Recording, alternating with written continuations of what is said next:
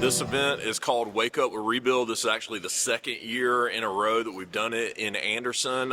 This is an awareness breakfast. This is to help the community understand who Rebuild Upstate is, what we do, and to answer that question, we are a nonprofit who repairs homes for low-income neighbors, and we want to garner more support. We want to talk to more businesses, more churches, more individuals who would be interested in partnering with us to help a neighbor in need. And what kind of support have you had? Has the county been good supporting? We have had amazing support from Anderson County, from the Appalachian Council of Governments, from Anderson City. Those three municipalities have supported us greatly, and it's actually helped us to greatly increase the amount of work we are doing in Anderson. In 2023, we repaired a total of 47 homes in Anderson County, and this year, with more than a third of the year to go, we've already repaired 37. So our work is growing. We are anticipating it to continue to grow, but that's also dependent on us finding more partners to come alongside of us. And so if people aren't here this morning, remind them where they can find out more information. You can find everything you need to know about Rebuild Upstate at www.rebuildupstate.org. Good morning, everybody, and welcome to Wake Up with Rebuild. I'm happy to see all your bright and shining faces this morning. Thank you for joining us. My name is Ryan Hulon. I am the RSVP Director or Retired Volunteer Program Director at Rebuild Upstate. For the last 18 years, Rebuild Upstate has met complex issues of affordable housing with a simple solution: repairing one home at a time. Critical repairs allow low-income and older residents to remain safe in their homes they already own, which is oftentimes the most affordable option for them. At Rebuild Upstate, we believe everyone deserves a safe place to call home. It's evident that many community members in Anderson feel the same way. Thank you for sharing your time with us today as we express the ways Rebuild Upstate's home repair program can and does provide real solutions toward a safer, healthier community for all. At this time, we'll hear a few words from our champion sponsor from AdMed Health. I'm delighted to welcome to the stage Courtney Williams, Development Coordinator for AdMed Health Foundation. Well, good morning, everybody. So first, I just want to say thank you to all of you for being here. I know for AMED, one of the biggest things that we work towards and look at is social determinants of health. What is causing people to not have access to health care? And part of that is poor living conditions. And so Rebuild is a phenomenal partner in Anderson County. And I know just from our work that we do with our ProConnect group, 2 months ago, roughly, we actually had our group out building a ramp. So not only do we get to hear about the good work that Rebuild does, but we got to be there firsthand to really experience it, build a ramp for a family so they could, have better access to care, be able to get in and out of their house without any problems. So really, I just want to say thank you all to you guys for being here to help support such a great program. So thank you so much. And I look forward to hearing from all the panelists today. Thank you. Hope you have enjoyed your Cracker Barrel breakfast. You will not offend us. There are plenty of seconds to go around. So if you need to get up while I'm talking, it's probably a great time while I'm running my mouth to go get some more food. So go for it. But if I have not met you yet, I'm Jake, and I'm honored to be a part of the Rebuild Upstate team and to serve alongside our board members, our advisory council members, and volunteers that faithfully support our mission to help serve our neighbors in need. And I have a few quick thoughts to share with you all today. And as I do that, we're going to be showing you some before and afters of some of the homes we've completed repairs on, specifically in Anderson County. And it is for me such a joy to live in and be a part of this Anderson community that many of us in this room call home. And I believe that as a community working together, we have the ability to ensure that our community's affordable housing needs are met and that the vision of helping our neighbors through home repair and preservation continues to be implemented and realized in the years to come. And we believe in this mission because we know that every single home that we help preserve is one that we don't have to replace. And because of that, we also need to consider what the cost is of not repairing the homes that already exist in our communities, because there are many families who are only a few steps away from not being able to maintain their homes. And statistics show us that if this is the case, their likely next step is one into homelessness. So helping these families with needed repairs is the most proactive approach to help prevent them from potentially becoming homeless. And we know that when we repair a home, we are protecting the family that is inside of that home. And in doing this, we're also helping to protect their health and their well-being, because an individual's housing and their health are deeply interconnected, with each significantly influencing the other. That means that our homes are more than just physical structures. They are also the main determinants of our health. So ensuring access to safe housing is essential for promoting our physical health and our mental well-being, especially amongst our low-income residents. And studies show us that when individuals have access to quality housing, they are more likely to experience lower stress levels, improved mental health, and better overall physical health outcomes. And conversely, inadequate or unstable housing characterized by issues like fall risk and exposure to environmental hazards can lead to a host of health problems, including respiratory illnesses, chronic disease, heightened anxiety, and mental health issues. But the challenge doesn't stop there. Poor housing conditions also increase the financial burden associated with healthcare costs due to substandard living conditions. For example, rotten or energy inefficient windows can cause stress along with astronomically higher utility bills. And another example is how rotten floor coverings in a home can likely cause tripping hazards and an increased frequency of falls and ER visits and bills. So imagine with me just for a moment if your home was the one in desperate need of repair and you didn't know how to fix the problems in front of you. Along with that, you also don't have anywhere else you could possibly go, and you don't have the financial resources to take care of these significant issues in your home. This is the exact situation that is faced by hundreds of upstate homeowners who apply for our services each year. And many of these homeowners are also older or disabled adults on very fixed incomes who need assistance to safely remain where they live. And according to the National 2023 Census Bureau, 92% of older adults surveyed prefer to live out their later years in their current home. So one of our main focuses in our mission of preservation is helping people age in place. And throughout the history of our organization, we've been able to help more than 1,800 older adults stay in the home they love. Most of these homeowners have lived in their homes for decades and their neighborhoods for decades. They don't want to live anywhere else, and they don't want to go to a nursing home as they age.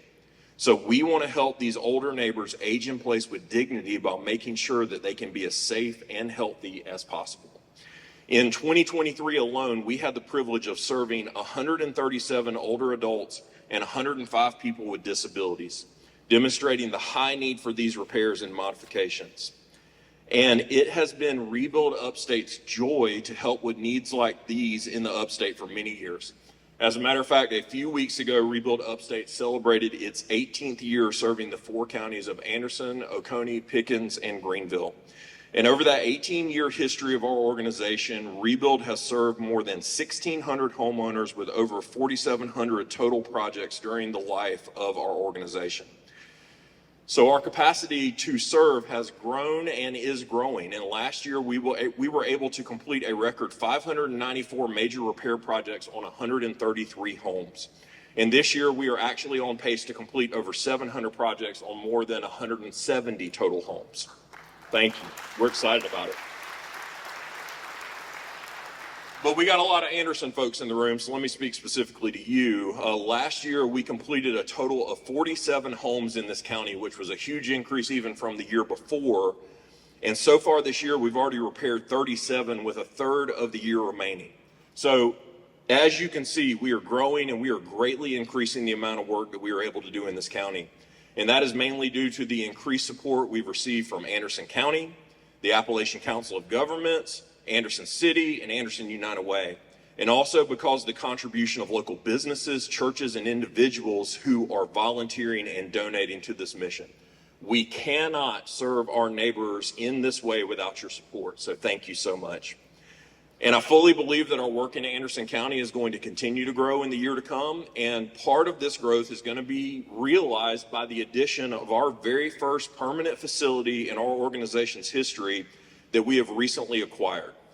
This facility has 4,800 square feet of warehouse space, and it is going to enable us to receive material donations for the first time in our history. And the central location to our service area will enable us to deploy those materials for use in Anderson County and the rest of our service area. This is actually the first public announcement of the purchase of our property. I was going to wait till I was in my hometown to announce it. So Anderson, you get the news first. There you go.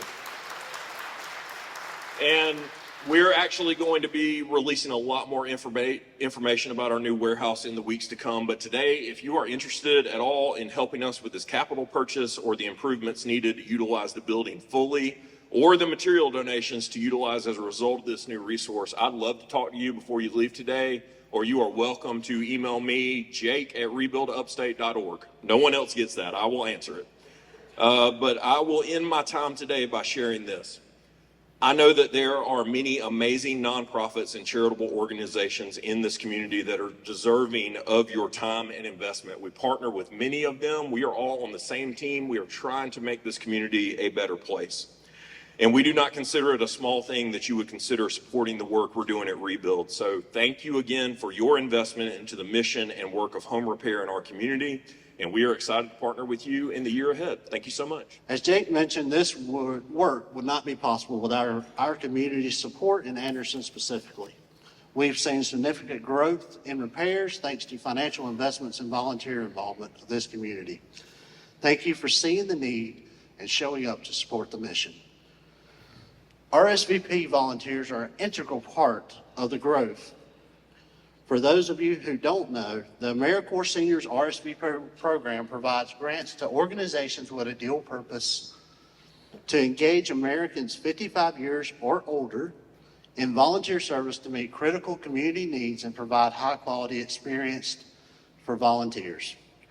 Rebuild Upstate has engaged 109 unique volunteers in this program over the last 3 years, which is incredible. From replacing rotten floors to building accessible ramps, our RSVP volunteers have made strides toward a safer Anderson with every repair completed. Today, I'm excited to get to recognize one of these outstanding volunteers. I met Chris Harp on a January day, a very cold January day this year when I first started working for Rebuild. Chris got me up to speed pretty quick on building a ramp, and from that day a friendship was formed.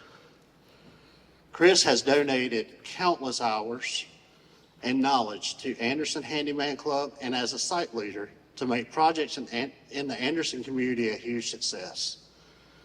Chris has been volunteering with Rebuild Upstate since 2015, serving hundreds of hours on site.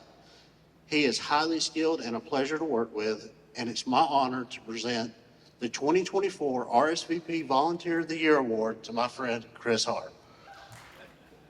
Congratulations.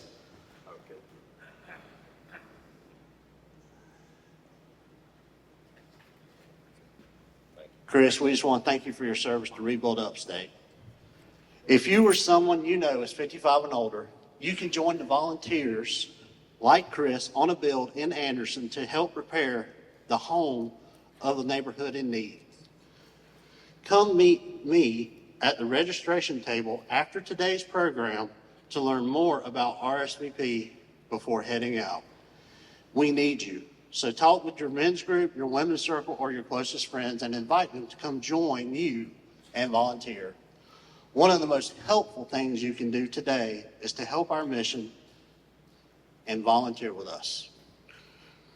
We are going to begin our panel portion of today's program. I'm excited to introduce Pam Christopher, DOT Commissioner for Anderson County, who will be leading today's For discussion. inviting me to be part of the program today. Excited about it. Now I'm going to bring forward the panelists. We've got a great group of leaders that are going to be speaking to you today. Luis Martinez, he's the Vice President and Commercial Relationship Manager for South State Bank. If you come on up, let's give him a hand. Jessica Pilgrim with AnMed Health Rehabilitation Hospital. Let's give her a hand. Josh Hawkins, the Director of Emergency Management at the Anderson County Sheriff's Office. And Kathy Hodges, attorney for the law office of Kathleen Hodges.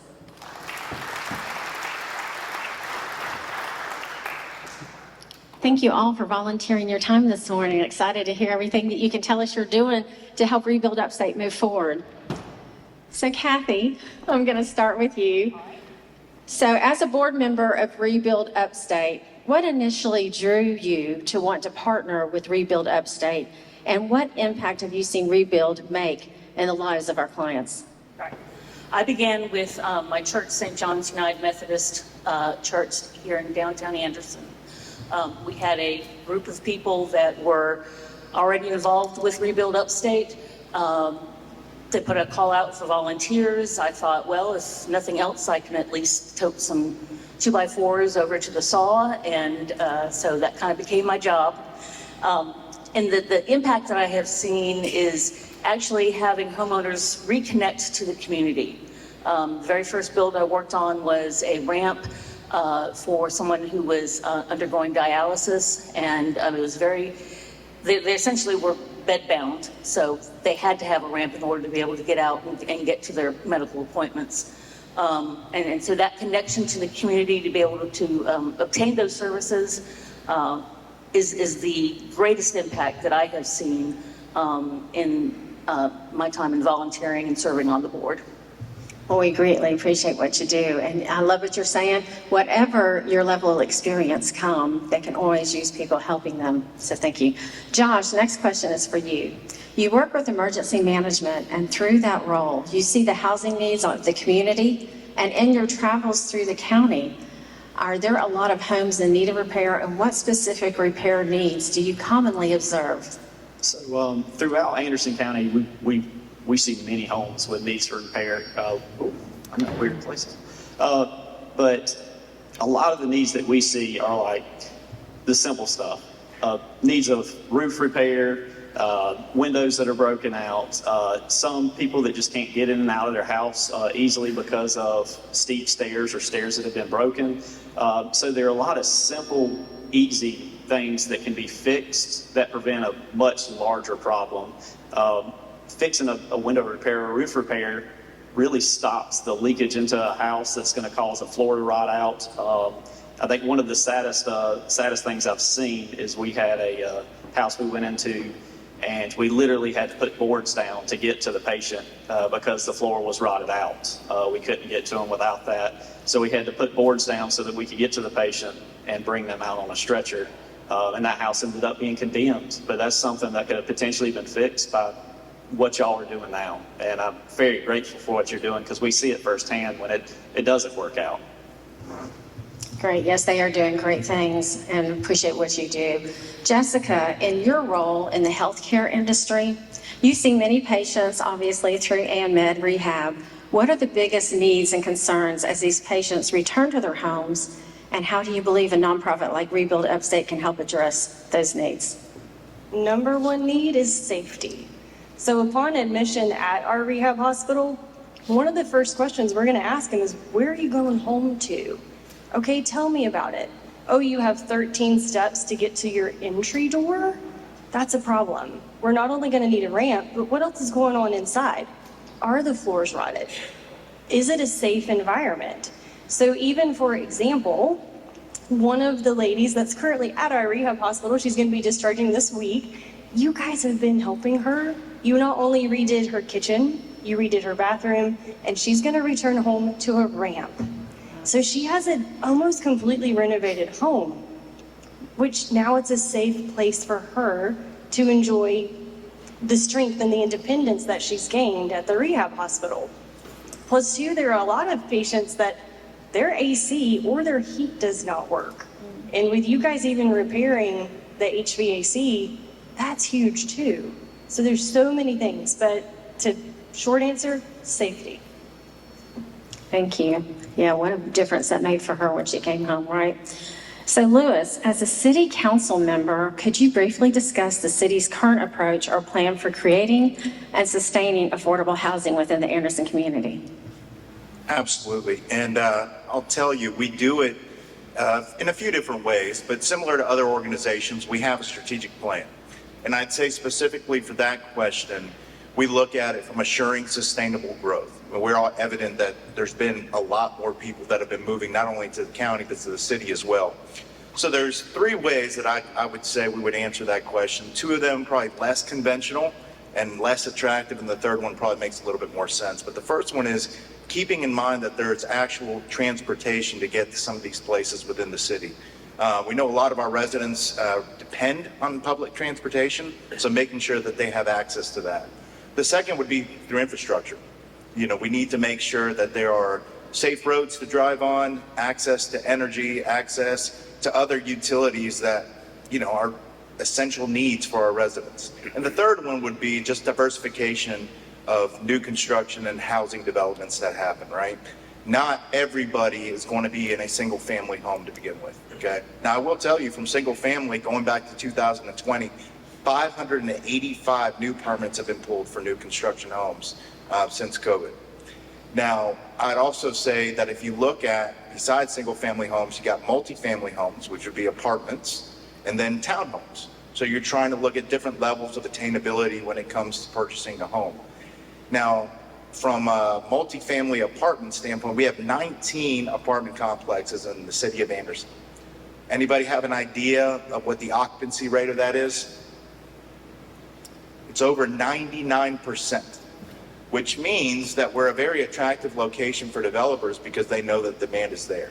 So making sure that we are looking at good opportunities for us, not only for low to moderate, but an interchangeable word would be workforce housing, okay? And making sure that we take a look at the average income and salaries that come into those places and making sure that, again, we are diversified through that. So I would say the city is being proactive about that and trying to make sure that we're being good stewards of our residents and making sure everybody has a safe place to live in the town.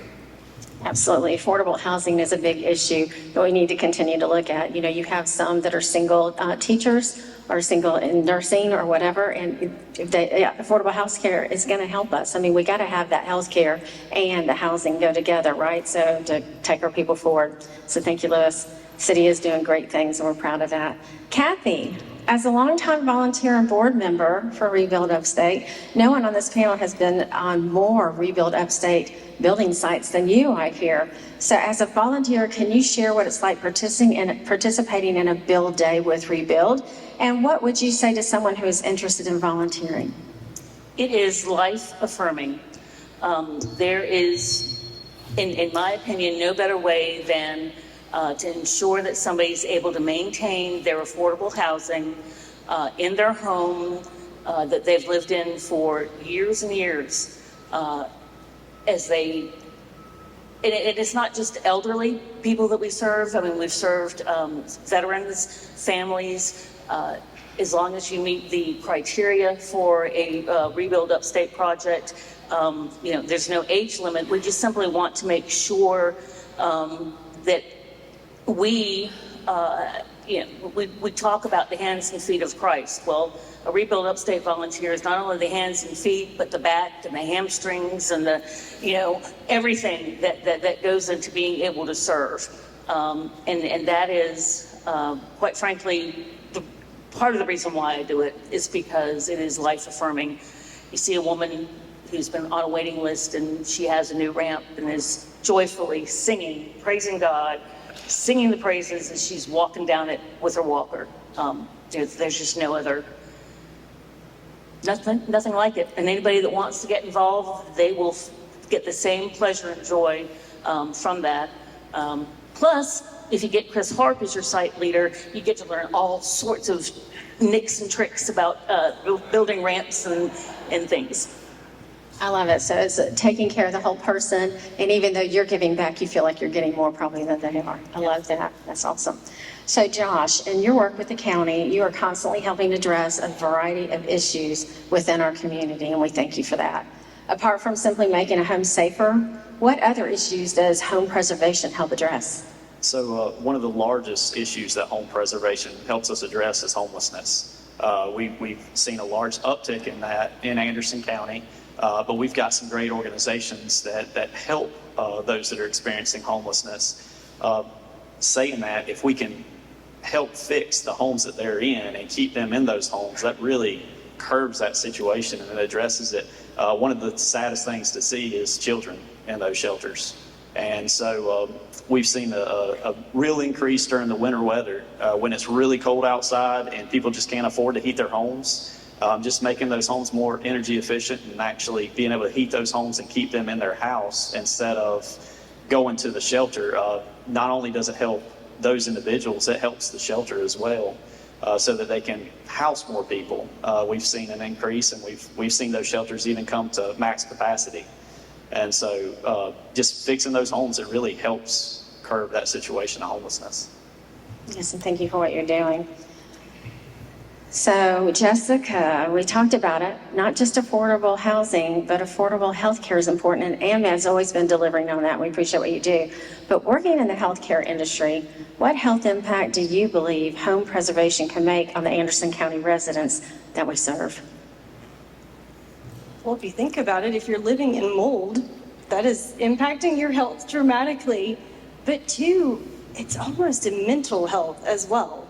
Because don't we all take pride in ownership of our homes, and we pick the weeds and we clean the baseboards and we make sure that mold's not growing on the shower curtain? Like, why not give them the pride to take care of their home, their space as well? And now that it's clean and mold free, or you do have the safety of the ramps, you do have your HVAC fixed, now you can maintain it. Because sometimes it's so overwhelming when there's so much to do and they don't have the capacity or the money to do it. Where do you start? But once Rebuild gets in there and you guys literally rebuild, now they have a fresh start. So that's freeing. So not only is it literally healthy, physically, but it's also mentally healthy. I love that. Thank you. Lewis, safe, affordable housing is a foundational component, and you spoke about that for a healthy, grown community. How does home preservation fit into the broader conversation and affordable housing solutions in Anderson right now? I think that when you think about home preservation, similar to what Jessica's saying a second ago, you've got to think about not only what's going on inside the house, but what's going on around the house. And I think that as a city, we have to be the conduit and we have to be the partners of our resources that we have here in our city. We've got a lot of great partners and agencies and organizations out here that want to help. And sometimes the city needs to be the connector when it comes to doing things like that. When we look at our city as a whole, it's very easy to look at blighted areas and say, who's giving these areas attention, right? So we work on making sure that there's recreation in those areas, that we're spending dollars on beautification of those areas so that there's a consistent amount of pride, no matter where you live in the city, that you feel like you matter, right? And we think about that quality of life and how we advance that as a city. Those are conversations that come up. And with a diverse city council board that we have, I think we represent our districts and our wards appropriately to where we have a good heartbeat of what's going on in our neighborhoods. And that is not a problem that we can just solve once. It's an ongoing conversation that needs to remain. And that's why your city councilmen need to be an extension of your own voice. And I'll tell you, if you don't know your city councilman, get to know them. Develop a relationship to where you don't feel like you need to call me and just say, Mr. Martinez, I've got this going on. Hey, Lewis, would you mind coming down here? I want to talk to you about a few things that's going on here in my neighborhood. That communication should not be just a transaction. It should be a relationship. So I would say it's an ongoing conversation, and the city needs to be on the forefront of those. Awesome. Absolutely. So as we wrap up our panel today, can you each share what you would like the community leaders here today to take away about engaging with Rebuild Upstate to preserve homes for low-income homeowners? I'll start. Put yourself in their shoes. Would you want a rotten floor in your bathroom? Would you want EMS trying to get to you and they can't? Do you want to get to your medical appointments, but you can't get down your steps? Like, it's almost just be selfless and think from their perspective. Love that. It's a no-brainer. The investment that you put into preserving homes is only going to become profitable. Profitable in the fact that people are safe, that they're engaged in their community, and it's all because of the support that community leaders and volunteers put into the program. It can't be done without you. And the only way to be able to make it happen is through your support. You all have been tremendous in supporting Rebuild Upstate in the past. I'm thrilled that we're in the Bleckley Station. This is a great, great venue. We're growing. But we're growing because of you, and we thank you for that. So I would say that God tells us to love our neighbor and to take care of our neighbor. And this is one easy way that you can take care of your neighbor. We don't have to be judgmental. There's plenty of these people out there that need this help. It was completely out of their control. We see disasters come through all the time. We see trees go down on houses. We see damaged windows, damaged structures, and they couldn't control that. And it was completely out of their control. And they just need that help. They need that extra hand to step up and to be able to stay where they're at and to be able to live in their home that a lot of these people have lived in their whole life. Their family lived in it before them, and they don't want to leave that home.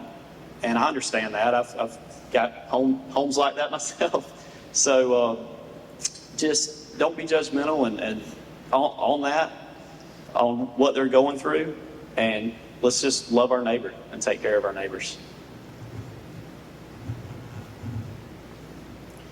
On by saying this, I think that we were all designed to live and be in community. And I think when you take pride in that and you keep that in the center of the conversation, it changes things. When I think of Rebuild, to me, it's not a handout, it's a hand up. And there's a lot of people that need a hand up. This Wednesday night, I was in my Wednesday night church group, and we were talking about what it meant to be born again. And I think to me, it's a renewal of spirit. And when somebody can look at their home that they think is left for dead, and it can be refreshed and it can be renewed, someone can also be renewed spiritually, and they can be renewed just mentally and health-wise, because now they find a purpose for how to continue. I think as leaders in the room, we have to ask ourselves, we get asked to do a lot of things. And it's not so much about the ask, it's about the response. And when you feel that stirring, that you know that you have access to resources that can help, then what are you going to do about it? Certainly, we all have limitations with our reach, but we know people. So how far can we grab the baton and take it before we hand it off to somebody else? I think we all, including myself, can rise to that standard, that occasion, and we could say, hey, listen, I'm very proud to be here in Anderson. I'm very proud that we have organizations like Rebuild Upstate, that one house at a time, we can look at our town and say, I'm proud to live here. So it's mine. Awesome. And, I think that was key what you said too. It's not about leaving people where they are, and not just moving yourself forward. It's seeing what you can do to grab a hold and help those people, let them know that you care and be there to help them. And that's very key. And you talked about it too. It's not just where they are financially or their ability in their home, but it's also the spiritual, the person, just trying to help them and move them forward. If we'd all go forward and trying to do what we can to help others and uplift them, we'd do so much more. And this is what these leaders are doing. And how many of you are volunteering already for Rebuild? Great, because I saw a lot of hands that did not go up. And you know what? They can always use more people to do that because there's such a need. And we're going to have the development. It's coming. We're the #1 state that everybody wants to relocate to. And obviously, that's obvious to all of us why they want to be here, right? We're great. But, you know, it can't just be about helping new people coming in and the new housing that's coming. It's about what can we do for people that are here that have needs. And I want to thank each one of you for what you're doing to help put that piece together to help our people and move us forward, because it really is about lifting others up. And I'm sure that's why it's called Rebuild Upstate. So we appreciate everything y'all are doing. Thank you for being a wonderful panel today. Let's give them a hand. And insightful comments on the state of affordable housing in Anderson and how we can all take part in helping solve issues through home preservation. And thank you, Pam, for being a great moderator. Go have a seat. Make sure you take your coffee cups. Thank you. It's indeed inspiring to hear from these folks and to have so many like-minded and caring people in the room today. Because of you, our community members are truly who make Rebuild Upstate's work possible. Community partners are the lifeblood of our home program. We're very excited to have one of our exemplary community partners in the room with us today, Duke Energy. We have some exciting news to share regarding our partnership with Duke. So I'd love to welcome to the stage Trent Acker from Duke Energy Foundation. Thank you, Ryan, and thank you, everybody, for letting us take a minute to talk about our commitment to Rebuild Upstate today. You know, it's funny, timing is everything.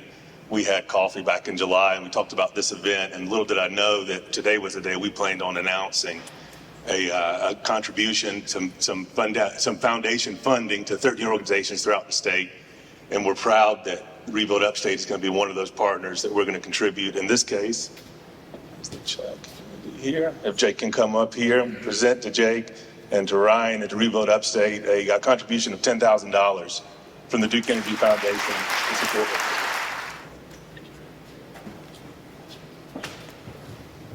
Trent, thank you. Thank you to Duke Energy Foundation. Again, it truly takes all of us to keep our community members safe. So that's why we're closing our program today by inviting you to take action before you leave here today.